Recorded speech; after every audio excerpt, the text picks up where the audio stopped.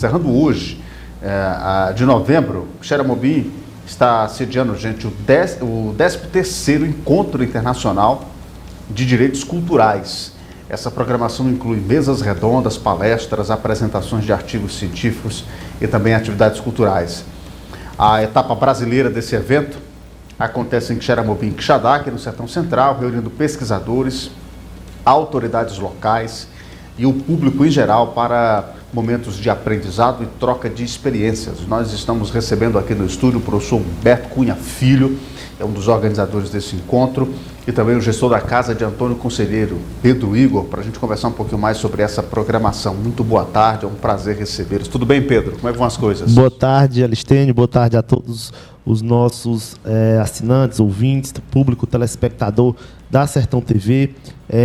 Prazer estar falando com vocês aqui nessa sexta-feira e mais uma sexta-feira de programação especial, né, que a Casa de Antônio Conselheiro ajuda a realizar e que recebe também com muita alegria aqui em Xeramobim, né? Eu sei que o meu queridíssimo amigo Bruno Parano já passou aqui, anunciando a programação de logo mais, com lançamentos literários lá na Casa de Antônio Conselheiro. Mais tarde também tem a Copa Leite, então Xeramobim bastante animado, né, nessa sexta-feira, já em vias do mês de dezembro, que é um mês que, de fato, a gente tem ali um aquecimento muito bom de programações, Alistênio. Mas, aqui ao lado do queridíssimo, estimado, inspirador, amigo professor Humberto Cunha, porque agora pela manhã, há pouco tempo, nós realizamos, né, a primeira programação dessa etapa Brasil, que acontece em Quixeramobim, né, a programação, como você já falou, Alistênio, ela já acontece desde o início da semana, em Fortaleza, já chegou a Quixadá no dia de ontem e acontecendo, né, agora pela manhã e nesse exato momento aqui em Xeramobim. O professor Humberto vai falar um pouco mais, mas eu queria de antemão, Alistênio, já agradecer ao professor Humberto,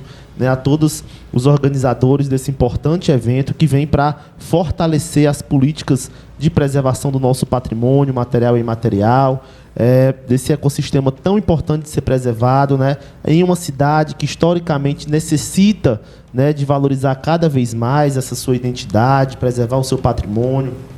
E a gente fica muito grato, professor Humberto, de receber essa etapa aqui dessa edição de Xeramobim. Uma etapa, como o professor Humberto dizia, cosmopolita do ponto de vista internacional, porque agrega diversos pesquisadores e pesquisadoras de outros locais, mas também regional, porque desce para o interior, né? Se preocupa, o professor Humberto teve a sensibilidade de fazer chegar aqui na nossa região do Sertão Central programações, né, que permitem esse intercâmbio, essa troca, e de fato para a gente é muito especial que essa programação tenha acontecido aqui em Xeramobim, Alistênio. Perfeitamente. Olha, gente, primeiro, professor, é um prazer recebê-lo aqui no programa para falar sobre esse assunto, e falar sobre direitos culturais é falar sobre cidadania, antes de qualquer coisa, né? Muito boa tarde, tudo bem?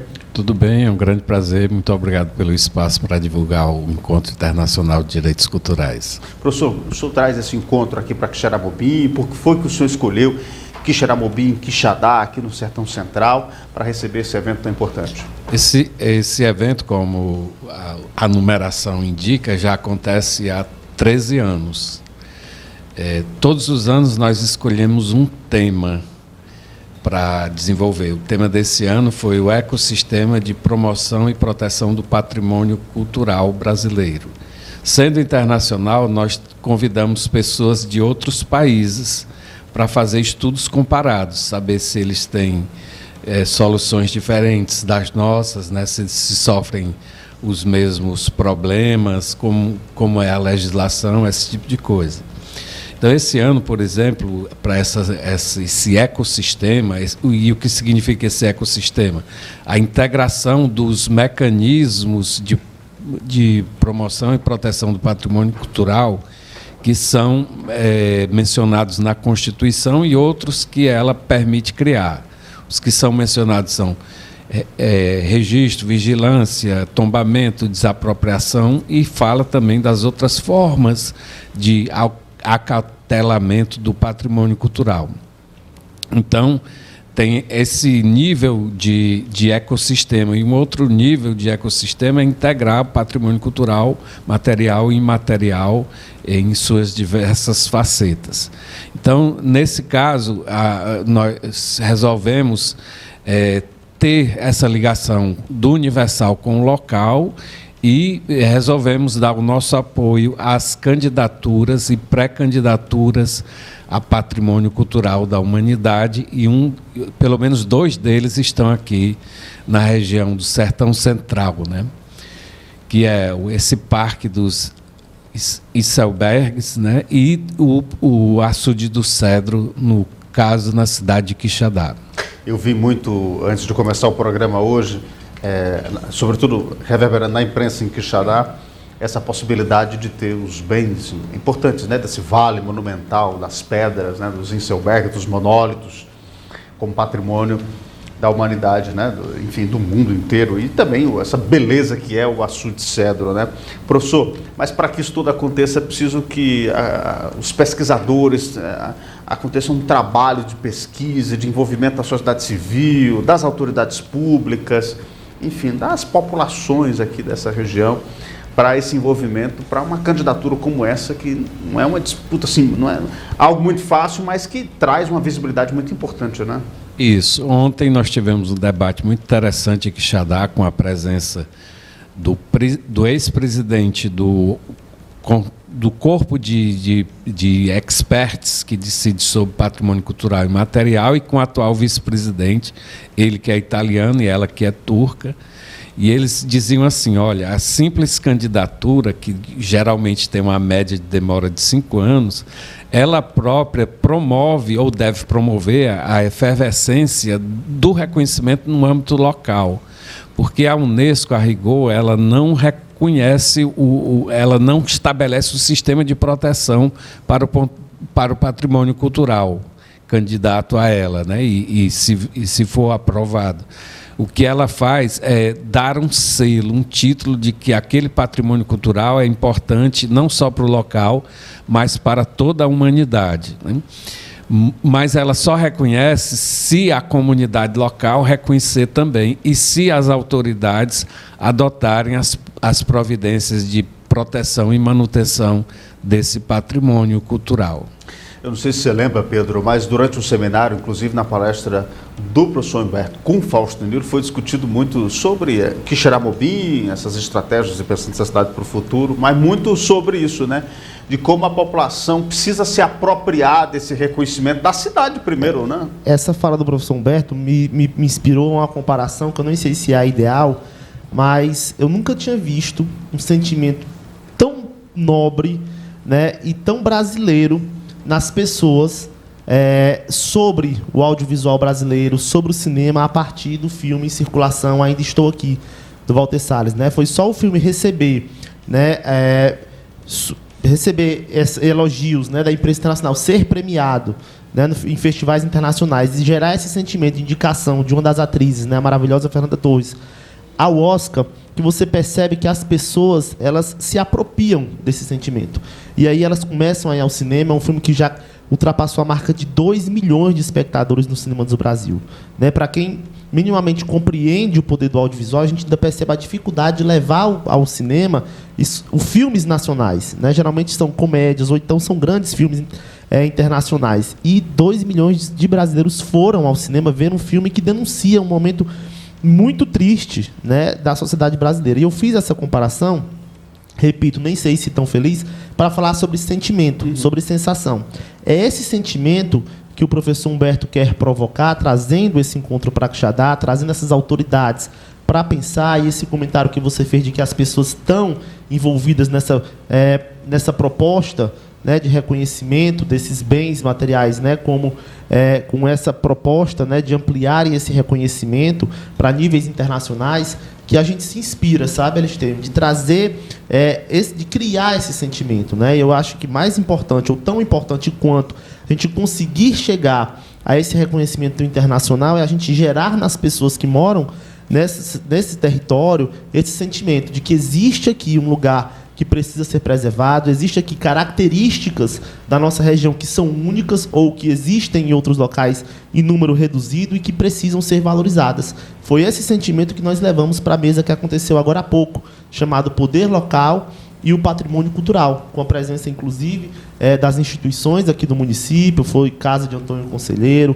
Prefeitura Municipal de Quixeramobim, através da Secretaria Municipal de Cultura, o Sesc Ler, do nosso parceiro Hugo, que vai inaugurar aqui algo inédito no país, que é essa escola de patrimônio gerida pelo Sistema S, e a sociedade civil representada pela ONG FANAC. Então, o professor Neto Camurim fez essa fala também, né, de se gerar esse sentimento na nossa população sobre a importância da promoção e da valorização desse ecossistema tão importante e múltiplo, que é o nosso patrimônio, essa memória, essa identidade que a gente consegue produzir e que precisa ser valorizada, né? Então, a construção coletiva feita a partir de experiências, né, de pessoas de Portugal, da Argentina, né, de brasileiros que moram em outros países, a exemplo da Itália, nesta manhã, de representantes do IFAM, né, de pesquisadores de outros estados, como Santa Catarina, que vieram aqui dialogar sobre esse exercício tão desafiador ainda, eles têm de trabalhar essa preservação e esse diálogo permanente entre sociedade civil e Estado e poder público,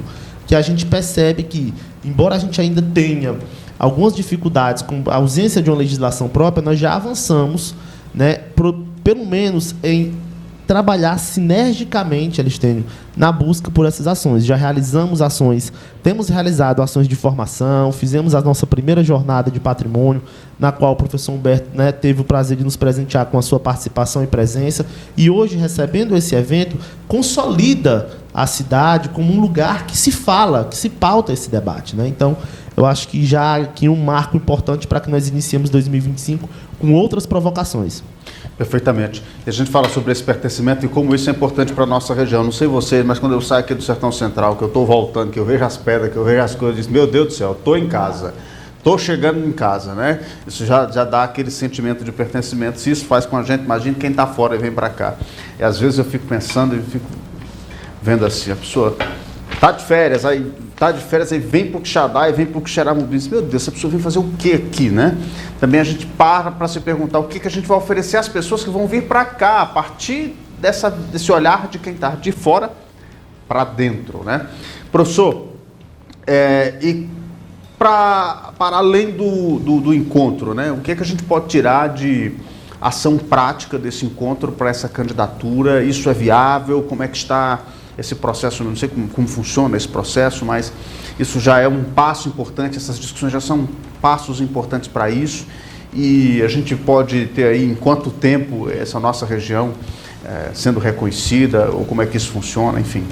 A rigor, assim, os resultados práticos, eles ficarão com o empenho e o desempenho das autoridades políticas. Nós somos apenas pesquisadores que trouxemos pessoas muito entendidas no assunto para, inclusive, dar opiniões e dicas de como fazer isso, né? De demonstrar, por exemplo, procedimentos, de estabelecer aquilo que se chama lobby lícito em favor do patrimônio cultural, né?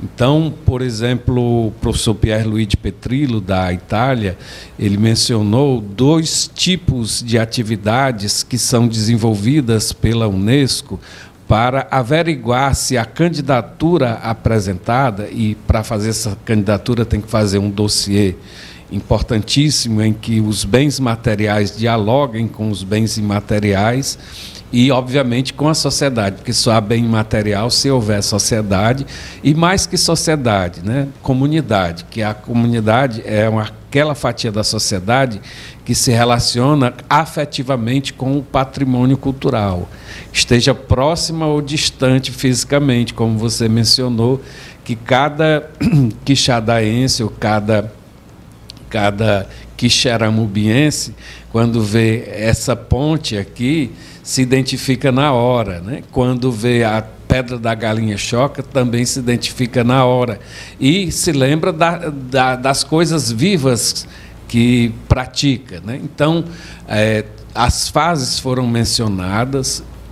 Muitas fases de alguns patrimônios culturais já estão bem desenvolvidas, estão a cargo de pesquisadores das instituições acadêmicas daqui, e se chegou a uma conclusão de que esse procedimento ele leva uns 5 anos, mas depende muito de forças políticas. Por quê? Porque a comunidade propõe, Se ela propõe no âmbito municipal, isso tem que ser abraçado pelo âmbito estadual e quem apresenta a candidatura, de fato, é o governo federal, né? Apresenta as candidaturas. E o governo federal deve ter muita demanda e há limites anuais para a apresentação das candidaturas, né? Então, ou seja, você pode ter uma estrutura bem adequada da instrução do processo, mas isso pode demorar em função de fatores políticos. Creio que o momento é muito favorável a todas as candidaturas do Estado, será porque temos autoridades muito influentes perante o governo federal, né? Como o ministro Camilo Santana é muito influente, né? Muito sensível e, sobretudo, eu acho que isso foi dito pelos nossos colegas do exterior que estiveram aqui, que esses patrimônios que eles conheceram têm todas as características adequadas para o reconhecimento perante os órgãos da Unesco.